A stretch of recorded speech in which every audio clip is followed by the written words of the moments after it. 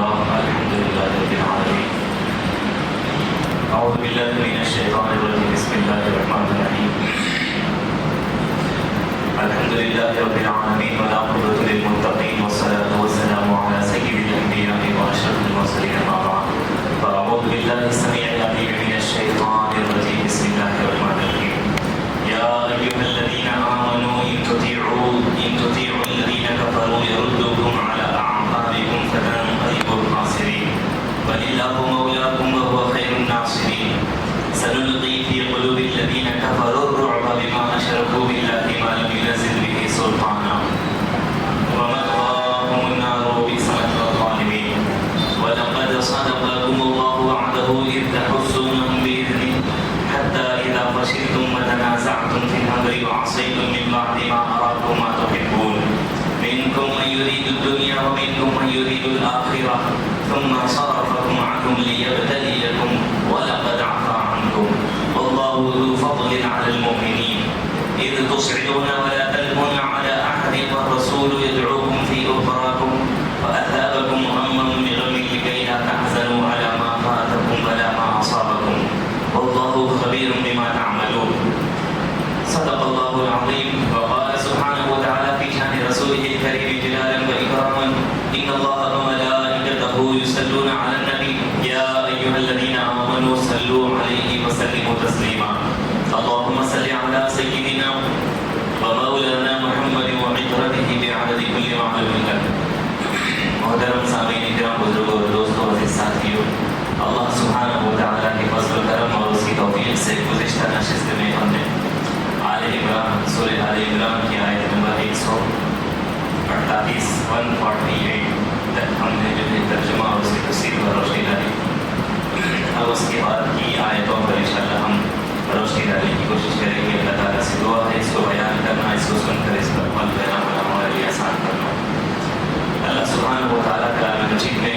آیت نمبر 149 سورہ آل عمران آیت نمبر 149 میں بیان فرما رہا ہے یا ایھا الذین آمنوا ان تطیعوا الذین کفروا یردوکم علی اعقابکم فتنقلبوا خاسرین اے ایمان والو اگر تم نے کفار کا کہا مان لیا تو وہ تم کو الٹے پاؤں لوٹا دیں گے اور تم نقصان اٹھانے والے ہو جاؤ گے وَلِلَّهُ مَوْلَاكُمْ وَهُوَ خَيْرُ النَّاصِرِينَ بلکہ اللہ تمہارا مددگار ہے اور وہ سب سے بہتر مدد کرنے والا ہے گزشتہ نشستوں میں آپ نے سنا کہ یہ رکوع پچھلے 2 رکوع سے آپ سنتے چلے آ رہے ہیں کہ واقعہ احد میں جو حادثہ پیش آیا جو واقعہ ہوا یہ پچھلی آیتیں سورہ آل عمران کی جو نازل ہوئی اسی ضمن میں نازل ہوئی اور وہی سلسلہ آگے چل رہا ہے کہ اللہ تعالیٰ نے جنگ احد میں نازل ہونے والے رونما ہونے والے واقعات کو بیان فرمایا اور مسلمانوں کی کیفیت کو بیان کیا اور کفار اور مشرکین کے حربوں کو بیان کیا اور جو ہے رسول پاک علیہ السلام کی شہادت کا جو ذکر کیا گیا تھا ماہ جو پھیل گئی تھی اس کا ذکر کیا اور ساتھ ساتھ جو ہے اللہ تعالیٰ ایمان والوں کی کیفیت کو بیان کرتے ہوئے ایمان والوں کے حال کو بیان فرمایا اب وہی سلسلہ جو جنگ احد میں اللہ تعالیٰ نے ہوا اس کو بیان کیا اسی سلسلے کو یہاں پر ذکر کرتے ہوئے فرما رہا ہے یا ایھا الذین آمنوا اے ایمان والو ان تطیعوا الذین کفروا یردوکم علی اعقابکم اگر تم کافروں کی پیروی کرو گے اگر تم کفار کو فالو کرو گے تو وہ تم کو الٹے پاؤں پھیر دیں گے فتنقلبوا خاسرین پھر تمہارا حال کیا ہوگا تم نقصان اٹھانے والوں میں تم ہو جاؤ گے وَلِلَّهُ مَوْلَاكُمْ بلکہ اللہ تمہارا مددگار ہے اور اللہ سے بڑھ کر مددگار کون ہو سکتا ہے کون ہوگا اب یہ کہنے کی ضرورت کیوں پڑی کیوں فرمایا اللہ تعالیٰ نے کہ کافر لوگ اگر تم ان کی پیروی کریں گے تو تم کو پوری طرح سے وہ لوگ پلٹا دیں گے ایسا کیوں فرمایا اس کی وجہ یہ ہوئی کہ جو ہے جب مسلمان جنگ احد میں مسلمانوں کی شکست ہونے جب جا رہی تھی تو مسلمانوں نے یہ گمان کیا آپ نے میں نے گزشتہ 2 جمعوں سے میں بیان کرتا آ رہا ہوں کہ حضور پاک علیہ السلام نے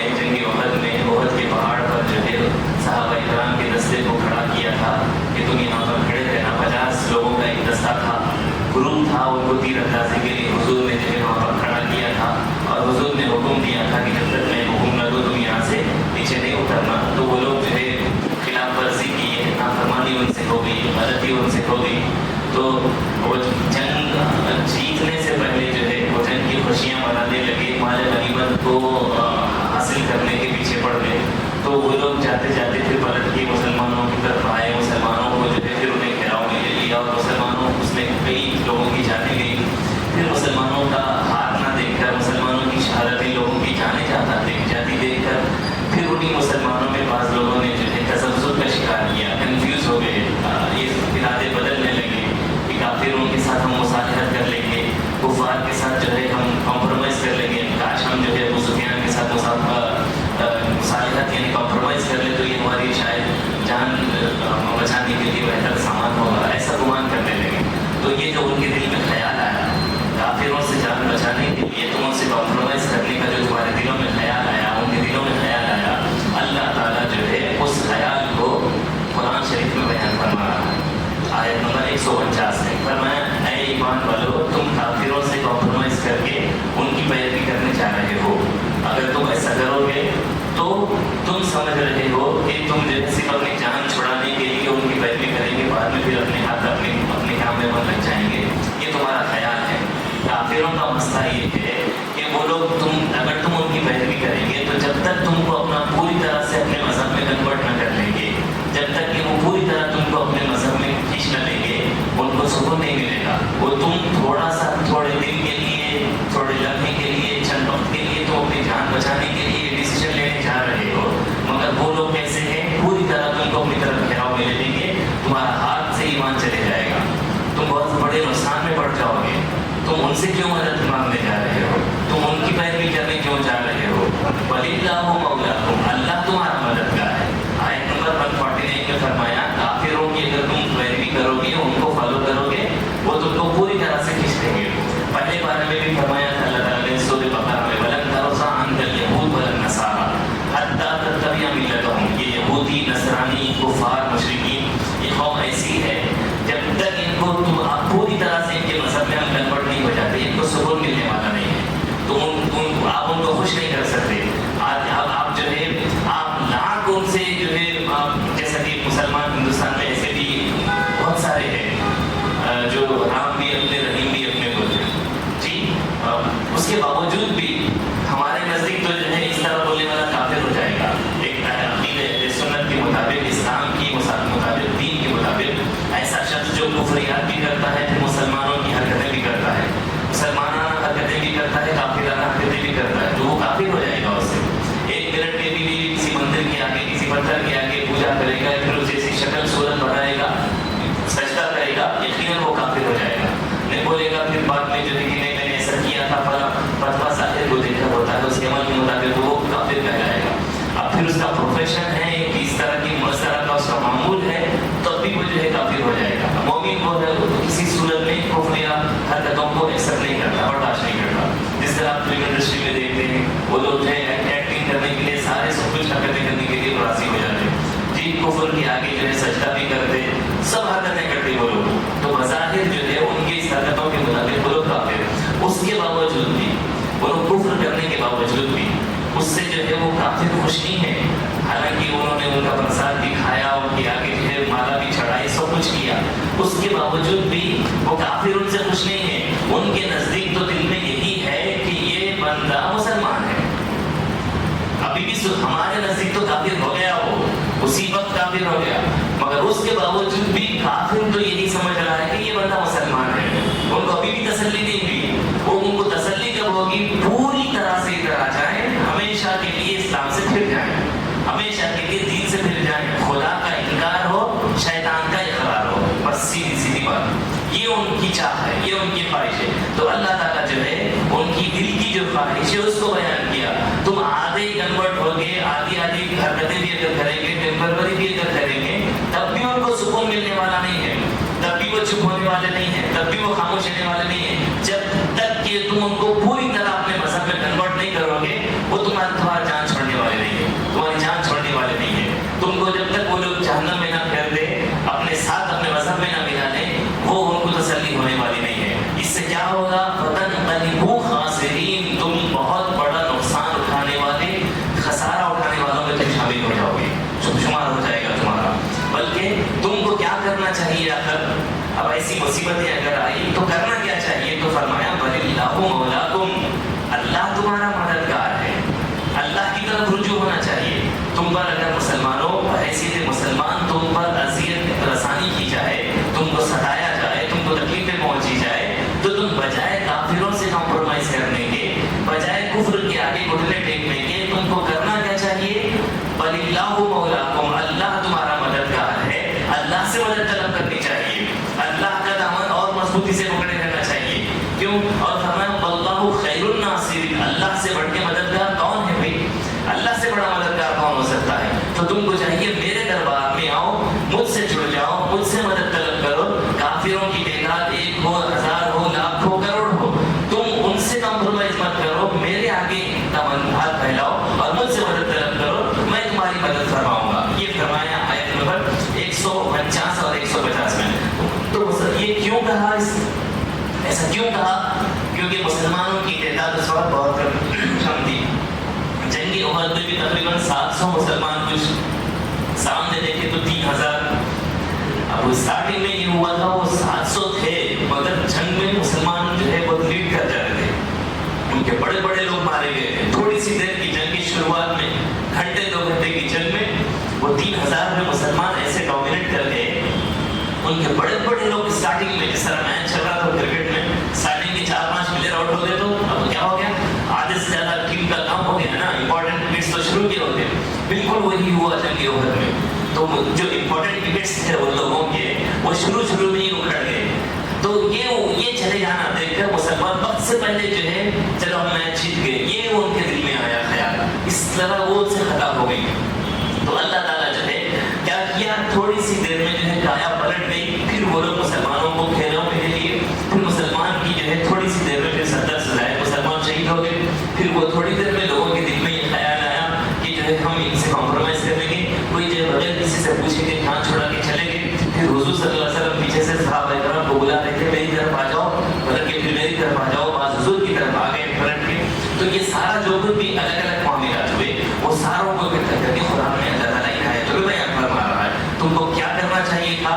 تم کو رسول اللہ کی پیروی کرنی چاہیے تھی. پہلے تم نے ان کی پیروی کی. اگر تم ادھر جاؤ گے اگر تو تم پورے کے ادھر ہو جاؤ گے. جب تک تم جہنم میں ٹھہرتے ہو کچھ سکون نہیں ملنے والا. ایسا کام مت کرو فرمایا. پھر کیا کہا کہ وہ تم کو جو ہے اللہ اس کے رسول کا دشمن بنا دیں گے، ہمیشہ کا جہنمی بنا دیں گے. پھر کیا کہا؟ رسول پاک علیہ السلام کے صحابہ جو مسلمانوں سے جو خطائیں ہوئی، لرزشیں ہوئی، ان کو عفو درگزر، ان کو معاف کرنے کا بھی ذکر فرمایا. اب آگے بھی اس کا ذکر آ رہا ہے. بہرحال یہ آیت نمبر 149 اور 150 میں اللہ تعالیٰ کفار سے ان کی پیروی کرنے اور ان کی مدد طلب کرنے سے منع کر کے کہا کہ تم اللہ کے دربار میں اس سے جڑو، ان سے مدد طلب کرو اور ان سے کوئی امید مت رکھو خیر پائے گی. پھر فرمایا سنلقی فی قلوب الذین کفروا الرعب بما اشرکوا باللہ ما لم ینزل بہ سلطانا. پھر کتنی پیاری باتیں دیکھیے. اس میں نہ کوئی میجورٹی کا ذکر ہے نہ لوگوں کی کوانٹٹی کا ذکر ہے. بس اللہ فرما رہے سنلقی فی قلوب الذین کفروا الرعب، ہم ان قریب کافروں کے دل میں تمہارا رعب جما دیں گے. واہ، رعب جسے بولتے ہیں ہیبت، ڈر جس کا ہوتا ہے، جس طرح گھر میں ماں باپ کا بڑوں کا جو ہوتا ہے ڈر، کلاس میں اس کا استاد کا رہتا ہے. تو اللہ فرما رہا ہے سنلقی فی قلوب الذین کفروا الرعب، کافروں کے دل میں ہم تمہارا رعب جما دیں گے، مسلمانوں کا رعب جما دیں گے. اور فرمایا بما اشرکوا باللہ ما لم ینزل بہ سلطانا. کیوں رعب جمائیں گے؟ کیونکہ انہوں نے شرک کیا ہے، انہوں نے اللہ کے ساتھ میں کسی دوسرے کو اپنا شریک ٹھہرایا ہے. ما لم ینزل بہ سلطانا، ایسے کو انہوں نے اپنا شریک ٹھہرایا ہے، ایسے کو اپنا معبود بنایا ہے. اللہ تعالیٰ نے جس کے بارے میں کوئی مضبوط دلیل ہی قائم نہیں کی. سمجھ میں آ رہی میری بات؟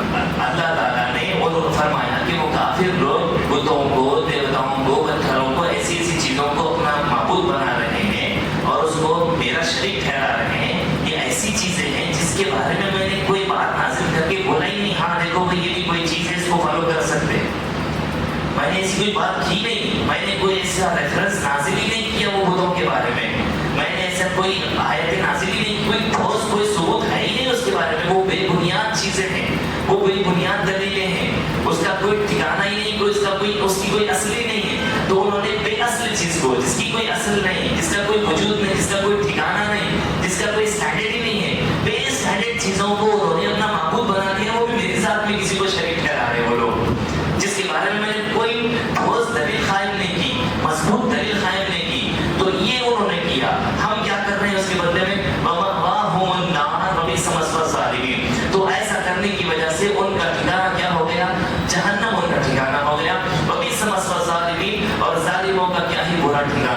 اب اس میں کیوں فرمایا کہ اللہ تعالیٰ فرما رہا ہے کہ ہم اس میں کافروں کے دل میں رعب جما دیتے ہیں.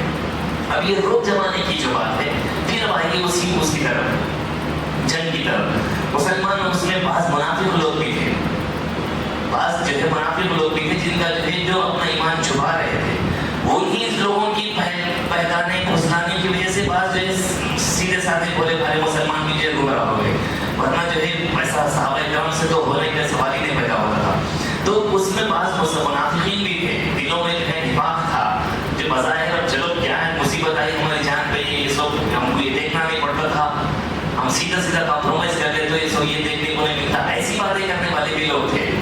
تو ان سب کی حال کو خدا بیان کر رہا ہے اور جو ہے ان کے دل میں یہ خیال ہے. تو جب جو کفار مشرکین جو ہے واپس پلٹ کے آئے، پھر سے جو ہے کیا کہتے ہیں مسلمانوں کے خلاف بولے، پھر واپس پلٹ کے جو چلے گئے، جنگ جہاں کی وہاں کلوز ہو گئی، پھر وہ جب چلے گئے تھوڑی دور جانے کے بعد ابو سفیان کے دل میں خیال آیا، ابھی مسلمان نہیں ہوئے تھے ان کے دل میں خیال ہے یہ کیا غلطی کر دی ہے ہم لوگ، اچھا خاصا جنگ ہمارے ہاتھ میں آ گئی تھی، شروع میں ہم ہار گئے، پھر بعد میں وہ لوگ غلطی کر بیٹھے، ہم ڈومینیٹ کر گئے، پھر ہم خامخواہ کے پلٹ کی کیوں آئے سر ہم لوگ. ان کے دل میں خیال آیا کہ ہم لوگ کیوں آئے پلٹ کے، سیدھا سیدھا جب گئے تھے ہم ان پہ حملہ کرنے کے لیے تو پورے مسلمانوں کا صفایا کرنے کا اس سے اچھا موقع کیا تھا، ہم لوگ کیوں آئے ایسا جب بھی چلے گئے تھے، چلو پھر ایک بار واپس پلٹ کے جو ہے جاتے ہیں، پھر پورے مسلمانوں کا صفایا ہی کرتے ہیں. اب چونکہ جو ہے نبی پاک علیہ السلام کی شہادت قتل کبھی افواہ پھیل گئی تھی، اب بچا کیا بچے کچھ مسلمان سیدھا سیدھا سب نے صفایا کر دیے، تو بات یہ ختم، کیوں ہم لوگ ایسا کریں گے. دل میں خیال آیا ابو سفیان کے جو ادھر سائڈ کے بھی لیڈر تھے، وہ پوری فوج کو لیڈ کر رہے تھے، تو وہ پلٹ کے پھر آنے کا پلان کرے. تو اللہ تعالیٰ نے جو ہے ان کے دل میں روک ڈال دیا، ہیبت ڈال دی، پھر ان کے دل میں ہیبت ڈال دی، سمجھ رہے ہیں آپ میری بات کو، روک ڈال دیا. وہ لوگ پھر گھبرا گئے، نہیں پھر کہیں ہم لوگ جائیں گے، پھر کہیں ہم لوگ آپس میں آ جائیں گے، پھر کہیں ایسا نہ ہو کہ جو ہے پھر پلٹ جائے، پھر پہلے ابتدا میں جس طرح وہ لوگ ہم کو گھیراؤ میں کہ ہم کو کیا کہتے ہیں ہم پہ غالب ہو گئے تھے، ڈومینیٹ کر گئے تھے، ایسا نہ ہو پھر ہم پلٹ کے جائیں گے تو پھر کہیں ایسا نہ ہو کہ پھر الٹی جنگ ہو جائے، پھر ہم ایک سمجھ رہے ہیں کہ الٹا جو ہے وہاں پہ ہمارے ساتھ معاملہ ہو جائے. ٹھیک ہے، ڈر کے مارے کیا کیے، پھر وہ لوگ آنے کا ارادہ کر کے پھر وہ لوگ پلٹ گئے. تو وہ ان کا جو پلٹنا ہے اللہ تعالیٰ اس کو بیان کر رہا ہے. سنلقی فی قلوب الذین کفروا الرعب، ہم نے کافروں کے دل میں رعب ڈال دیا.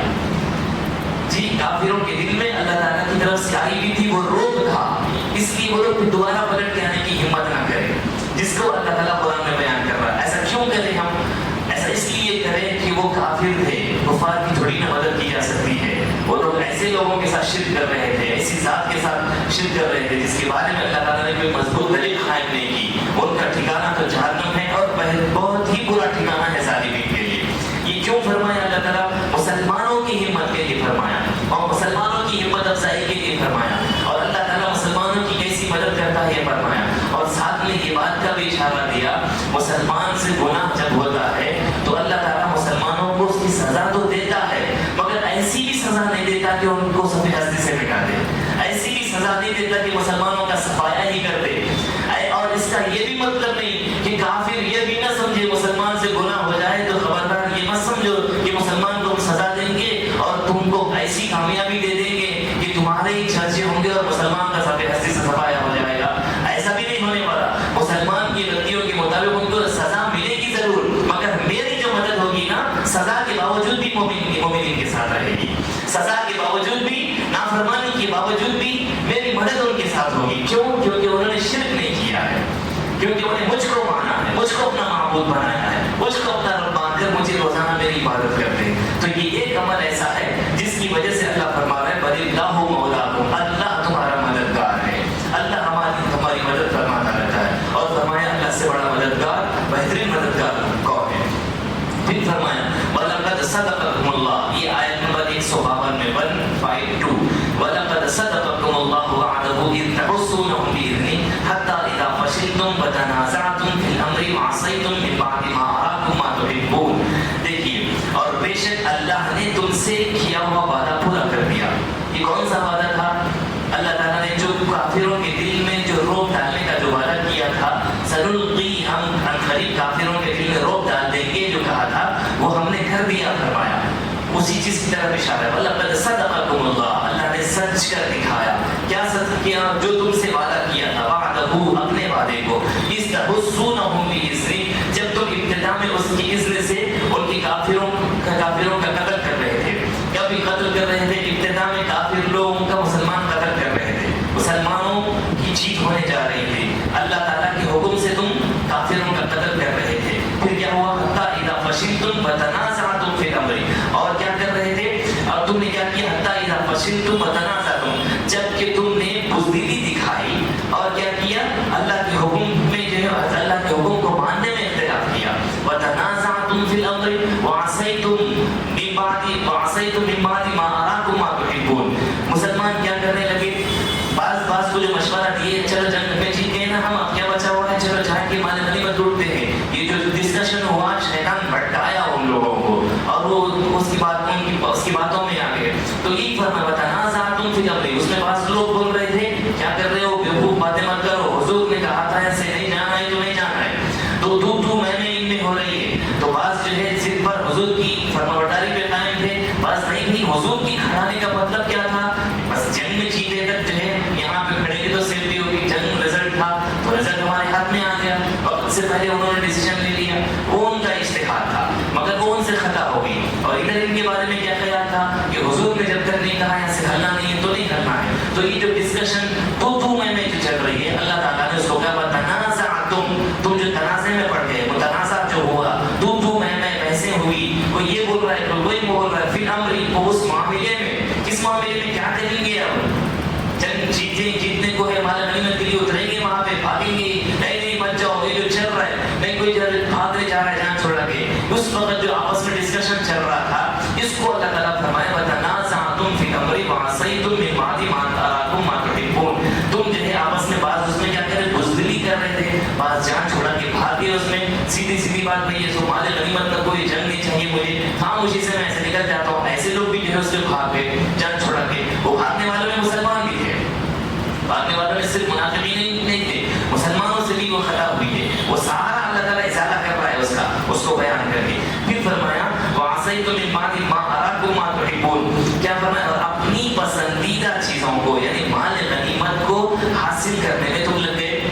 چلو جا کے جو ہے مال غنیمت حاصل کریں گے, سامنے والوں کا جو بھی بچا کچا ہیرے جواہرات سونا مال دولت جو بھی بچا ہوا ہے ان لوگوں کو اپنے قبضے میں لے لیں گے, غلام بنا لیں گے, عورتوں کو باندیاں بنا لیں گے, ان کا مال زر سب چھین لیں گے, اپنے پاس رکھ لیں گے. یہ کیا کریں؟ ماں تحبون, تم کو جو پسندیدہ چیزیں تھی اس کی پسندیدہ چیزوں کے چکر میں تم بھاگ گئے جی اس کو لینے کے لیے. پھر فرمایا وَمِنْكُمْ مَنْ يُرِيدُ الدُّنْيَا وَمِنْكُمْ مَنْ يُرِيدُ الْآخِرَةَ. تم لوگوں میں سے بعض لوگ ایسے تھے جو دنیا کی طلب تھی جن کے دلوں میں, کہہ رہے وہاں مال غنیمت مل رہا ہے, پیسہ مل رہا ہے. مِنْكُمْ مَنْ يُرِيدُ الدُّنْيَا, تم میں بعض لوگ ایسے ہیں جو دنیا کی طلب رکھتے ہیں. وَمِنْكُمْ مَنْ يُرِيدُ الْآخِرَةَ, اور انہی تمہیں میں سے بعض ایسے ہیں جو آخرت کی طلب رکھتے ہیں. اس میں اللہ تعالیٰ جو ہے یہ ایک دو لفظوں میں خطاب ان سے کیا. سچویشن کون سا ہے؟ جنگی احد کا موقع ہے. جنگی احد کے بعد یہ آیت نازل ہوئی, اس میں جنگی احد میں یہ سارا منظر بیان کیا. وہ بیان کر کے دو لفظ اتنے پیارے اللہ نے استعمال کیے, قیامت تک کے آنے والے مسلمانوں میں دو طرح کے مسلمانوں کو بیان کر دیا.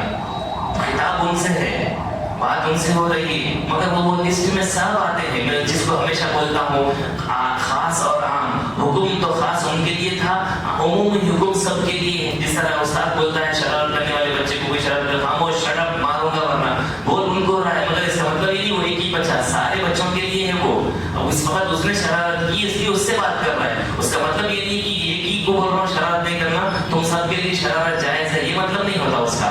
ایک استاد غصہ کرتا ہے, اس سے بات کر رہا ہے, تو اس کا مطلب یہ ہے کہ اس کی شرارت ظاہر ہوئی, اس کو ڈانٹ دیا, اس کے ذریعے تم لوگ بھی سمجھ لو یہ بات ہے, اس کا مطلب نہیں کرتا. اس کو بولتے ہیں خاص عام. یہ خاص کیا تھا, اس سے بات کر کے اس کو بول رہے ہیں. عام کیا ہے, سب کو اس کو لسٹ میں شامل کر کے بول رہے ہیں. تو آیت کا جو شان نزول کا جو معنی ہوتا ہے, خاص ہوتا ہے, کام ہوتا. تو اس میں اللہ تعالیٰ منکم من یرید الدنیا میں کہا کہ تم لوگوں میں, یہ تم لوگوں میں جو ہے اللہ تعالیٰ نے کہا اس میں خاص کون ہے, وہ لوگ ہیں جو مال غنیمت کے لیے فوری اترے تھے, جو جنگ میں شامل ہوئے. تو چلو ہو گیا نا, دنیا کی طرف میں باپ پیسہ ملنے جا رہا ہے, سونے جواہرات سو بس ایک بار ایک جنگ میں مل گیا تو ایسا نہیں ہے کہ وہ ایک آدھ کوئی اشرفی وغیرہ جنگ میں اترے تو بہت زیادہ اس میں مال زر ہتھیار وغیرہ بہت کچھ ایک بار کی جنگ سمجھ لیجیے انسان کو لکھپتی کروڑ پتی بنا دے، تو وہ سارا مال زر سب کچھ تھا. تو تمہارے دلوں میں جو دنیا کی لالچ تھی، تم میں سے بعض لوگ ایسے تھے جو مال کی لالچ میں اترے تھے جنگ میں، من یرید الدنیا، اور یہی بات کو سمجھ لی. اور فرمایا ومنکم من یرید الاخرہ، اسی جنگ میں اترنے والے میں بعض لوگ ایسے تھے جن کی خواہش، جن کا طالب، جن کا مطلوب اللہ کی ذات تھی اور آخرت تھا. وہ اللہ رسول کو اپنا مطلوب اور اپنا محبوب اور اپنا مقصود بنائے ہوئے تھے. آخرت میں آخرت ان کی نظر تھی، آخرت کو اپنا کیا کہتے ہیں مرکز نظر بنائے ہوئے تھے، توجہ کا مرکز بنائے ہوئے تھے. اسی طرح آج کے دور کا بھی کوئی شخص، کوئی مسلمان دین کا کام کرتا ہے یا دین میں اترتا ہے تو اس میں بھی دو طرح کے لوگوں کے اللہ نے دو چہرے بتا دیے. دینی لباس میں رہنے والوں کے بھی دو چہرے خدا نے بتا دیے. تم میں رہنے والے ایسے دین کے چہرے ہیں جن کا ٹارگٹ، جن کا مطلوب، جن کا مقصود، جن کی توجہ کا مرکز دین کے لباس میں رہ کر بھی دنیا ہوتا ہے. اور تمہیں میں رہنے والے ایسے بھی لوگ ہوتے ہیں جن کا ٹارگٹ دنیا نہیں اور آخرت ہوتی ہے. اس لیے حضور صلی اللہ علیہ وسلم نے فرمایا قیامت میں، آخرت میں سب سے پہلے ان مولویوں کو، علماء کو منہ کے بل گھسیٹ کر جہنم میں ڈالے گا. وہ بولیں گے کہ ہم تو تبلیغ کرتے تھے. ہاں تم تبلیغ کرتے تھے، عزت کی خاطر، دولت کی خاطر، شہرت کی خاطر تم نے جو مانگا ہم نے دے دیا.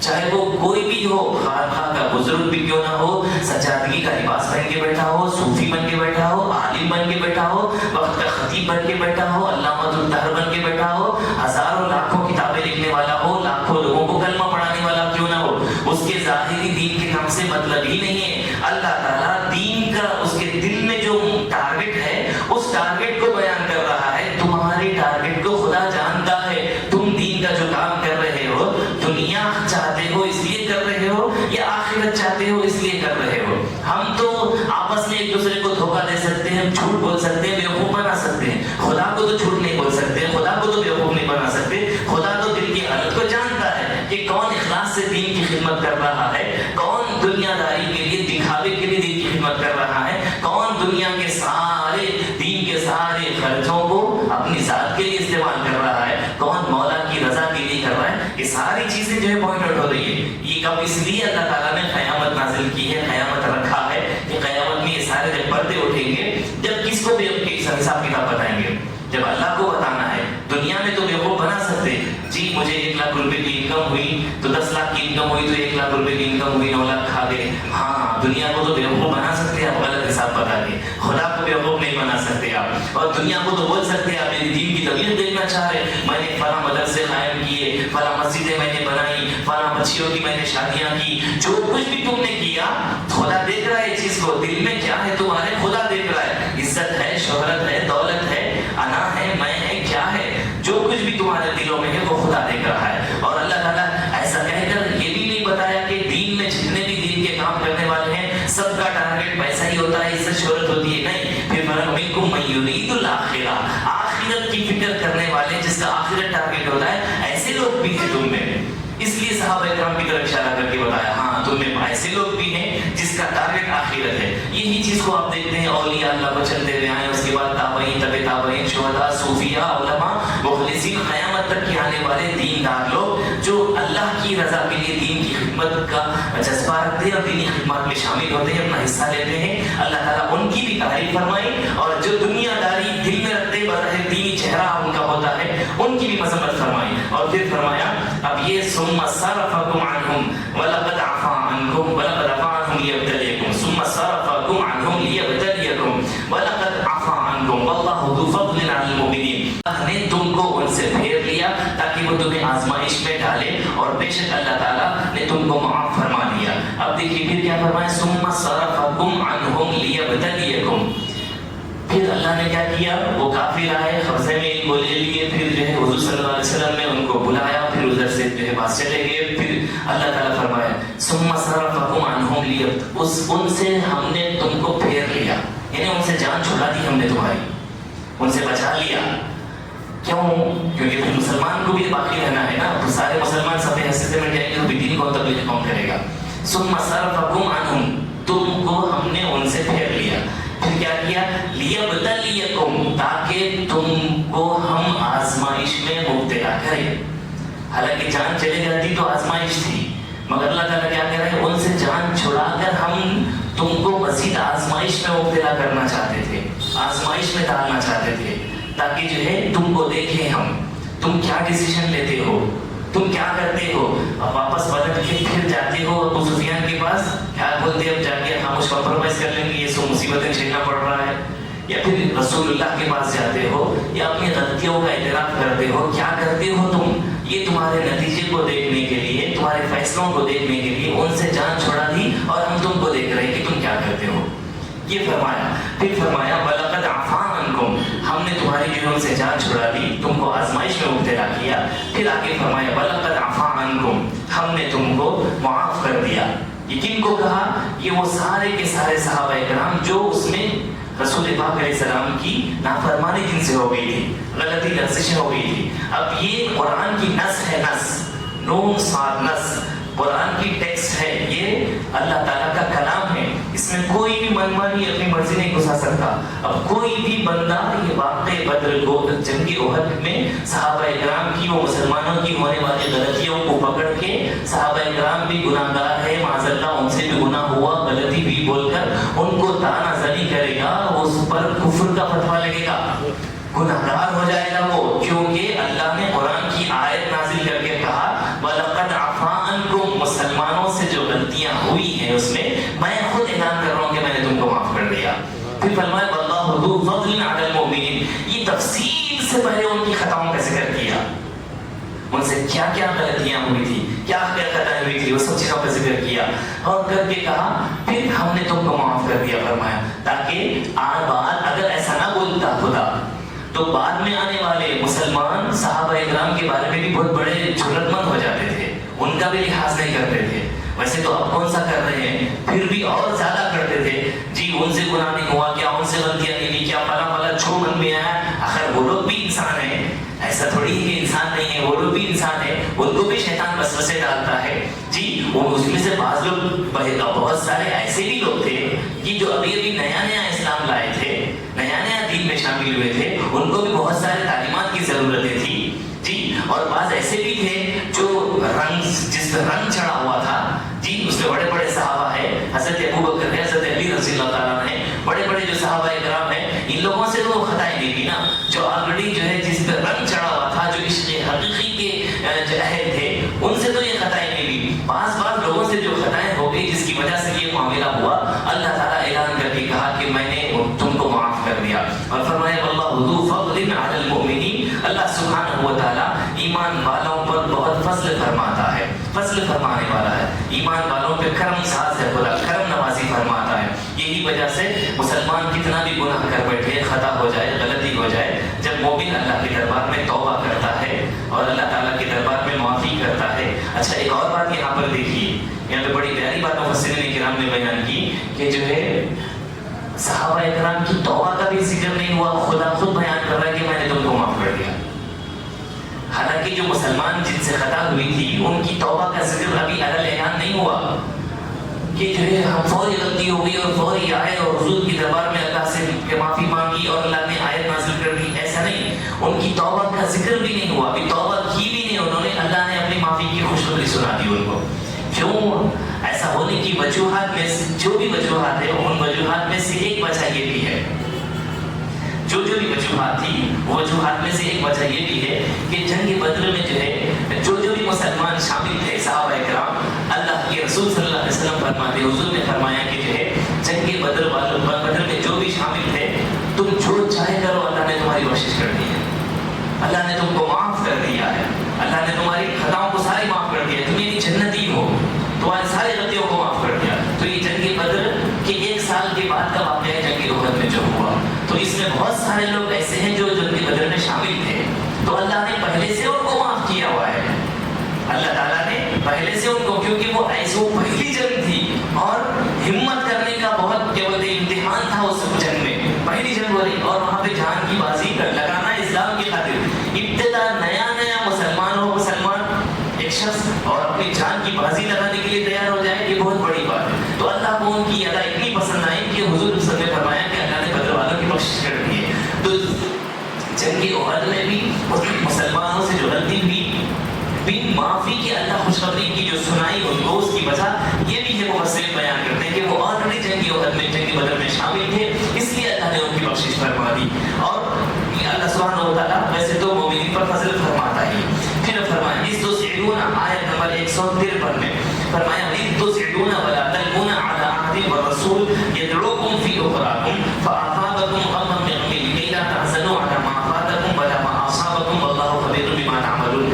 جب تم چڑھتے جا رہے تھے اور کسی کو پیٹ پھیر کر نہیں دیکھ رہے تھے جی، اور رسول تمہاری پچھلی جماعت میں کھڑے تھے، اس تسعدون ولا تلقون علی عہد والرسول یدعوکم فی اخراکم، جب تم چڑھتے جا رہے تھے یعنی کہ بھاگتے جا رہے تھے آگے کی طرف، تو جو ہے رسول صلی اللہ علیہ وسلم جب پیچھے سے بلا رہے تھے تم کو، یدعوکم فی اخراکم، تمہارے پیچھے کھڑے ہو کر حضور میرے رسول تم کو بلا رہے تھے کہ میرے پاس آ جاؤ، میری طرف آ جاؤ تو تم کو امن ملے گا۔ فی اخراکم فاصابکم غما بغم لکی لا تحزنوا علی ما فاتکم، تو تم کو اللہ نے غم بالائے غم یعنی غم پہ غم میں مبتلا کر دیا، اور کیا کہا تحزنوا علی ما فاتکم ولا ما اصابکم، تاکہ تم کو جو ہے جو تم پر مصیبت آئی ہوئی ہے، جو شکست کا جو غم ہے، وہ غم جو ہے تم اس سے غم زدہ نہ ہو۔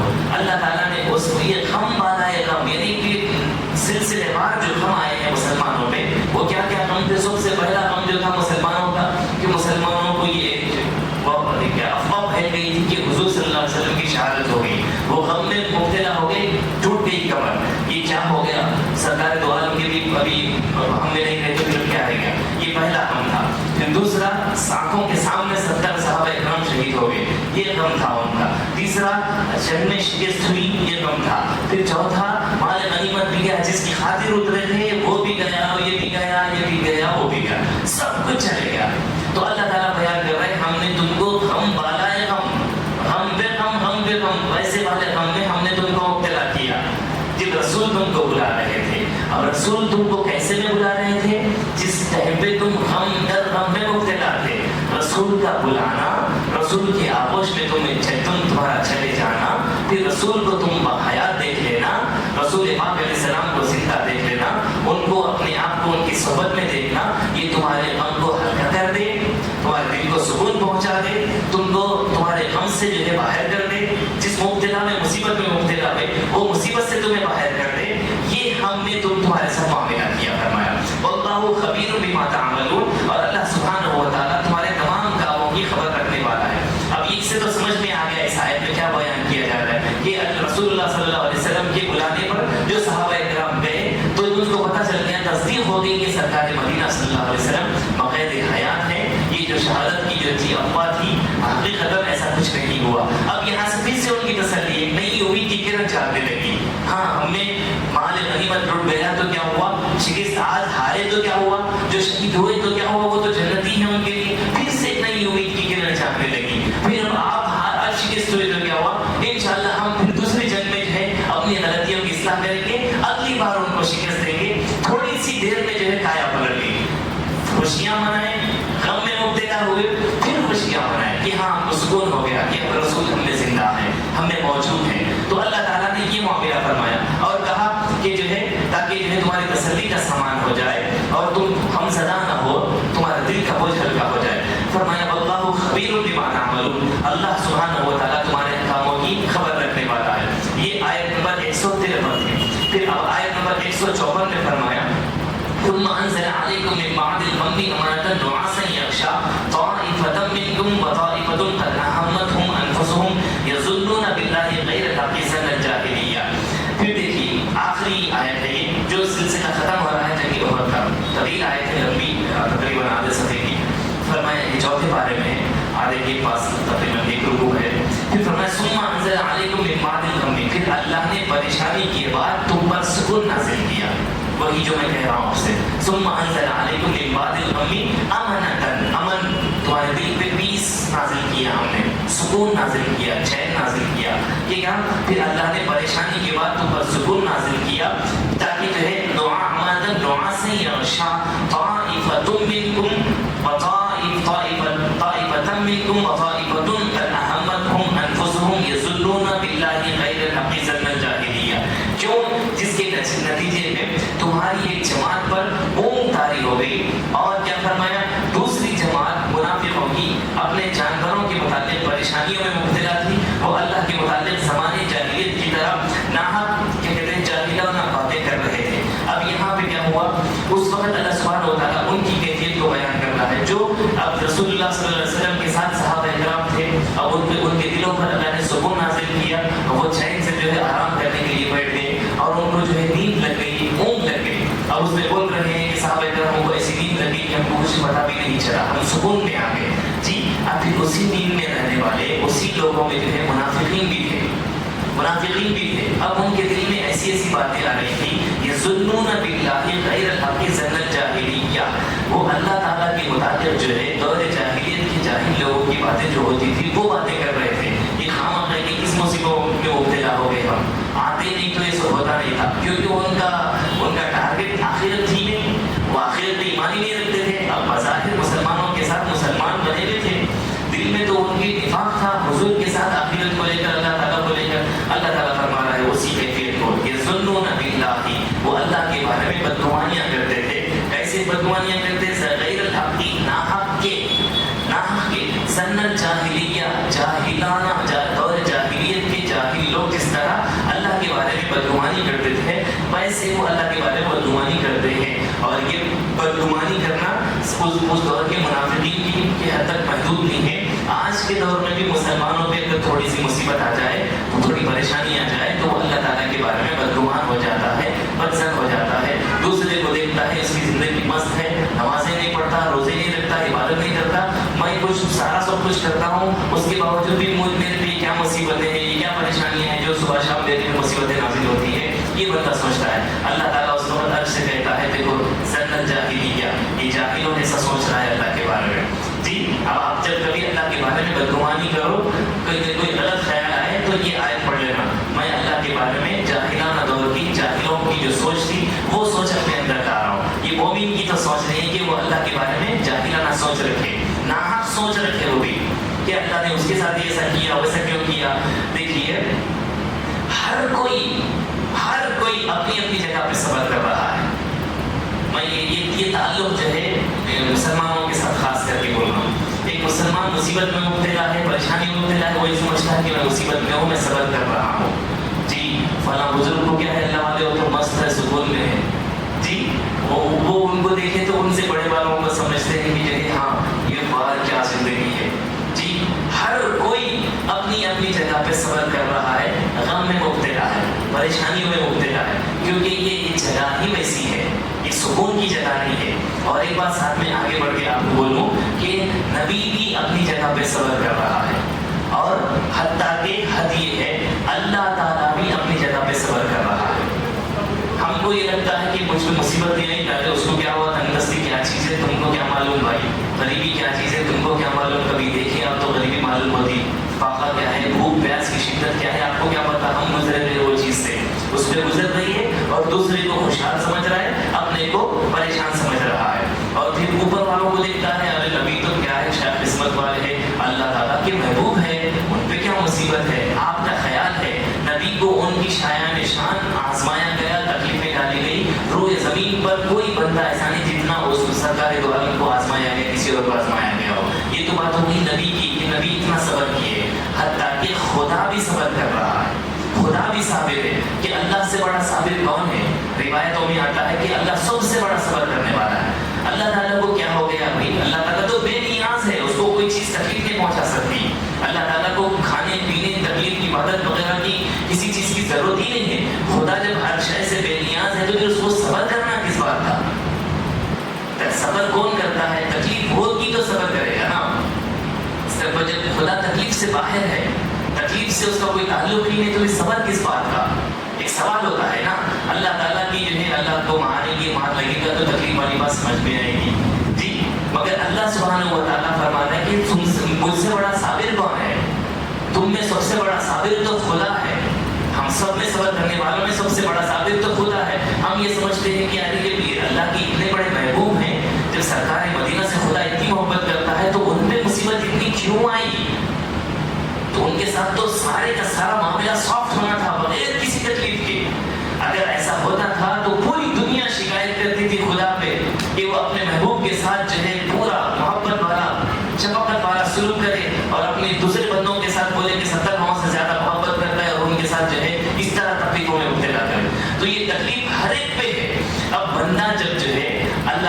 اللہ تعالیٰ کی نافرمانی کرتا ہے، اللہ تعالیٰ کی نافرمانی کرتا ہے تو خدا کو تکلیف کیوں ہوتی ہے؟ تکلیف سے باہر ہے خدا، مگر خدا کو تکلیف کیسے ہوتی ہے؟ وہ ایسے ہوتی ہے کہ بندے سے خدا 70 ماؤں سے زیادہ محبت کرتا ہے۔ جب بندہ خدا کی نافرمانی کرے گا، اس کے ساتھ شریک ٹھہرائے گا کسی کو، تو اس کو معلوم ہے کہ جہنم میں خود کو ڈال رہا ہے، پھر کل کے دن وہ جہنم میں جلے گا، لاکھوں کروڑوں سال جہنم میں جلے گا اس کی نافرمانی کر کے۔ تو وہ جہنم جو اس کا رزلٹ ہے، اس رزلٹ کو یاد کرتا ہے خدا، تو خدا کو تکلیف پہنچتی ہے۔ اللہ تعالیٰ بھی اس چیز پہ صبر کرتا ہے، اللہ کو پسند نہیں ہے کہ اس جہنم میں جلے بندہ اور جو اس کو دیکھ کر خدا انجوائے کرے۔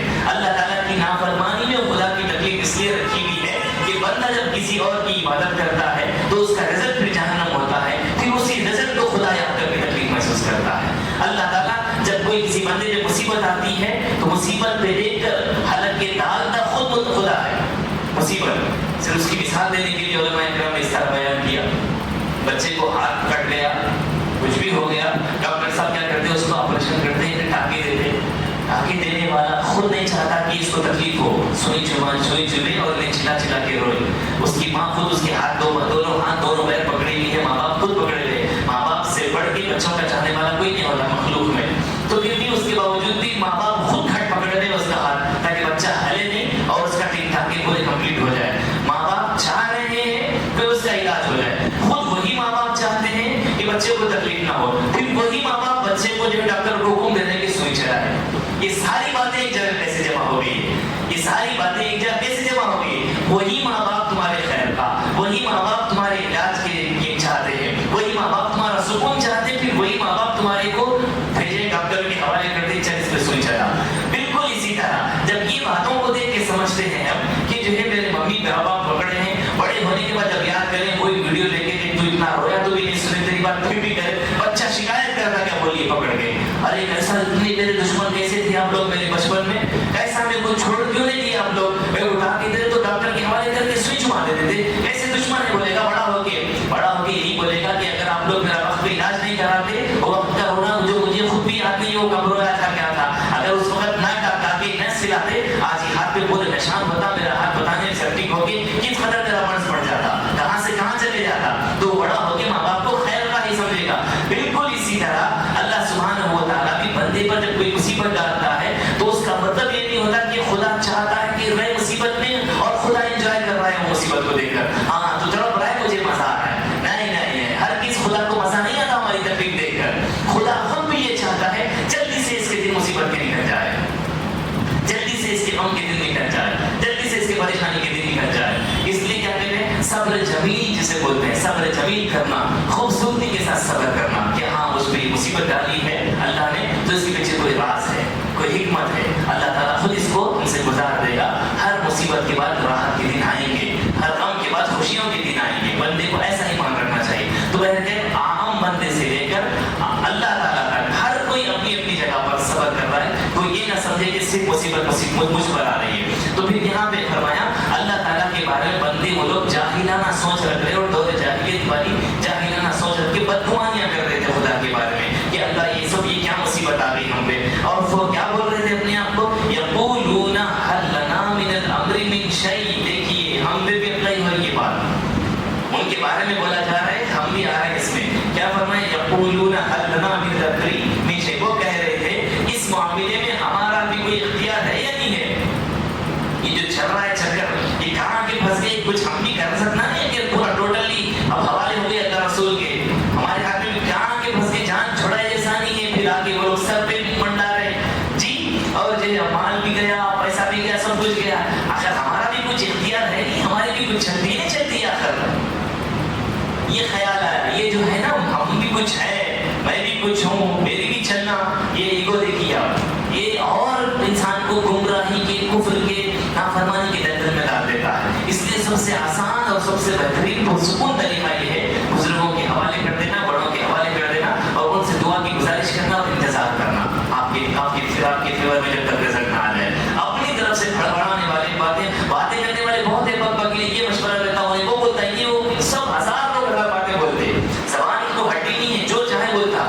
گراؤنڈ لیول پہ جب کام کرنے کے لیے آئیں گے تو جب پتہ چلے گا آپ کو کہ محنت کیا چیز ہے، صبر کیا چیز ہے، سب کو سچویشن کو ہینڈل کرنا کیا چیز ہے، سب کے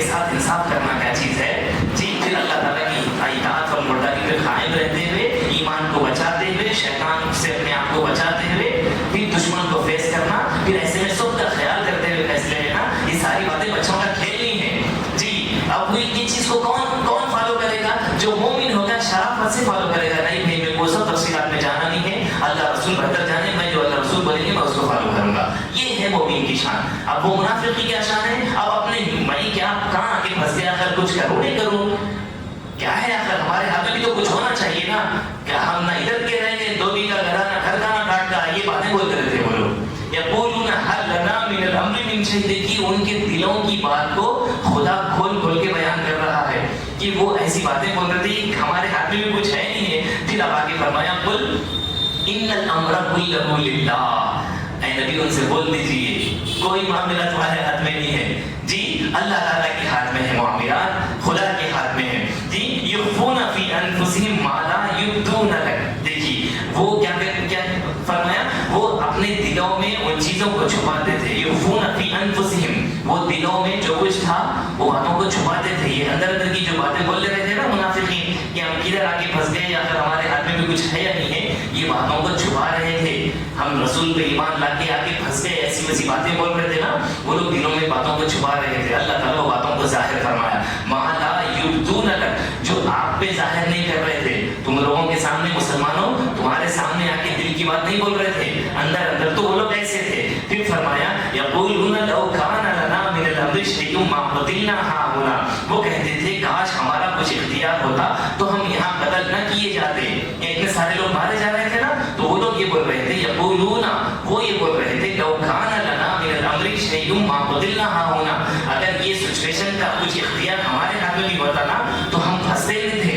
खामा कह के आगे इनकी सुन के आगे हम फंस गए। इख्तियार भी कोई चीज हमारे हाथ में भी है या नहीं है, और हम कत्ल ना किए जाते यहाँ पे जो हमारे लोगों की कत्लें हुई। फिर अब उनसे अल्लाह ताला फरमाया ये कौन सी बातें थी, ये जो दो लाइन में अल्लाह ने कहा कि दौरे जाहिलियत की बातें, जाहिलाना बातें बोल रहे थे और राज की बातें तुमसे छुपा रहे थे और किधर आके फंस गए, ये बोल रहे थे हमारे हाथ में भी कुछ इख्तियार है या नहीं है। ये तीन चार बातें जो बोल रहे थे अल्लाह ताला उसको बयान करके कहा उनसे बोलो अब तुम बोल रहे ना कि क्या ये होता था, हम यहाँ आते नहीं थे तो फंसते नहीं थे, इख्तियार रहता तो आते नहीं थे, आते नहीं थे तो फंसते नहीं थे, ये बातें बोल रहे ना। अब उनसे बोलिए, क्या बोलिए, कुल इन्नल कुल लौ कुंतुम फी बुयूतिकुम, वाह, कुल लौ कुंतुम फी बुयूतिकुम लबरज़ल लज़ीना कुतिबा अलैहिमुल क़त्लु इला मज़ाजिहिम, ऐ नबी उनसे फरमा दीजिए अगर तुम अपने घरों में भी होते ना, लौ कुंतुम फी बुयूतिकुम, तुम ये बोल रहे या ना होते तो कत्ल ना किए जाते, उनसे बोलो तुम घरों में भी होते अगर फी बुयूतिकुम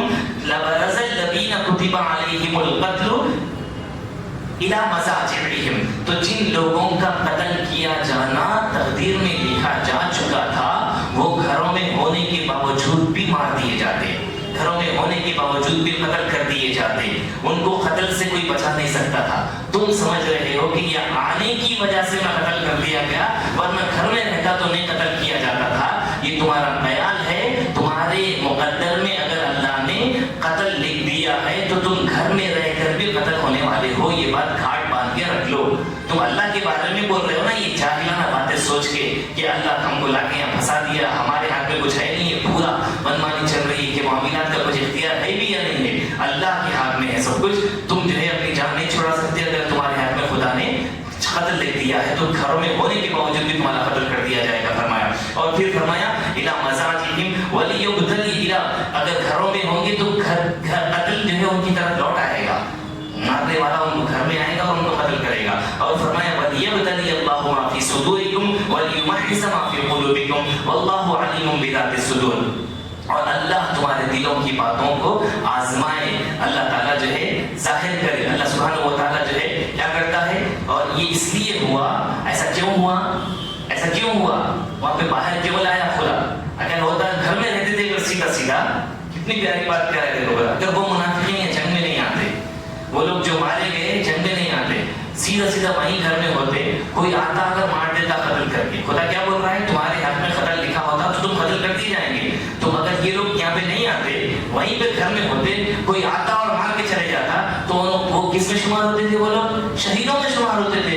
अरे वाह, अरे कोई बेकसूर क्यों मारे गए बेचारे, घर में बैठे हुए थे, अल्लाह अल्लाह करते बैठे हुए थे, उनकी जब घर पे उनकी दुश्मनों की जमात आई, मुसलमानों की दुश्मनों की जमात आई और उनको मार दी, लिहाजा ये लोग शहीदों की जमात में हो गए।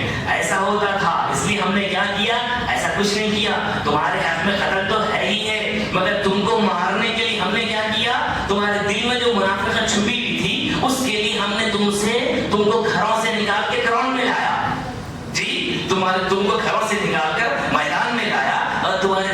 सारी बातें जो हुई ना अंदर अंदर चिमोकियां हुई, वो सारी बातों को जाहिर करवाया ताकि मैं कुरान तुम ऐसी बातें बको, फिर मैं तुमने ये बका है उसके फेवर में कुरान की आयतें नाजिल करूं, तुम्हारा मुनाफिकत भी जाहिर हो जाए और ईमान वालों का ईमान भी जाहिर हो जाए।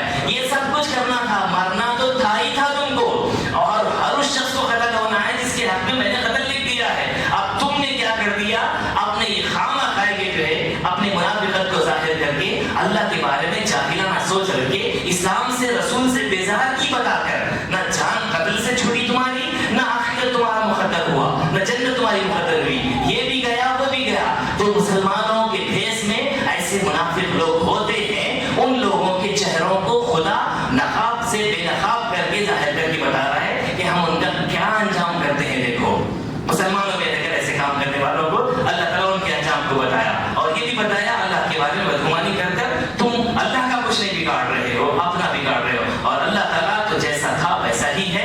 तुम्हारे पाक बोलने से पाक होने वाला नहीं है, तुम्हारे समझ और बेनियाज बोलने से वो बेनियाज होने वाला नहीं है, वो पहले से बेनियाज है। और फरमाया ये सारा मामला हमने किया वलियब्तली अल्लाह, ये आजमाइशों का जो पूरा सिलसिला हुआ किस लिए हुआ, तुम्हारे अंदर के निफाक को जाहिर करने के लिए आजमाइश के जरिए। और वल्लाहु अलीमुम बिज़ातिस सुदूर, अल्लाह ताला दिलों की हाल, दिलों के भेद को खूब खूब जानता है। अल्लाह सुब्हानहू व तआला से दुआ है कि हमें सुनने के साथ साथ अमल की तौफीक अता फरमाए। बयान में अगर कोई नज़र से बता रही हुजूर पाक अलैहि सलाम से मुआफ़ फरमा। व सल्लल्लाहु तआला व सल्लम अला खैरि खल्क़िही